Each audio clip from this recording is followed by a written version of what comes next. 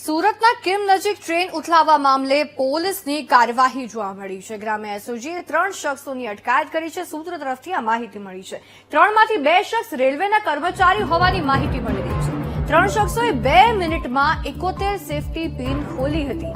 SOG, LCB, Ni અને ATS Gujarat એટીએસની ટીમે પણ મદદ કરી હતી આ તપાસમાં. હાલમાં 3 શંકાસ્પદ શખ્સોની પૂછપરછ ચાલી રહી છે.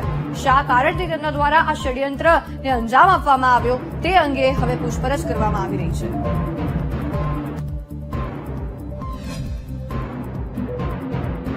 કિમ નજીક ટ્રેન ઉથલાવવાનો પ્રયાસ કરવામાં આવ્યો હતો, જે દરમિયાન જે રીતના સમય સૂચકતાને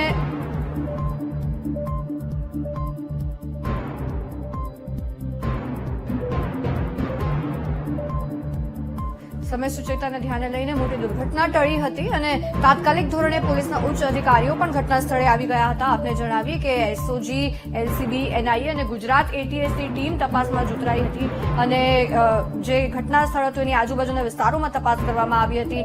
અને હાલ જે સૂત્ર તરફથી માહિતી મળી રહી છે કે 3 શખ્સોની પોલીસે અટકાયત કરી છે. એમની સઘન પૂછપરછ કરવામાં આવી રહી છે.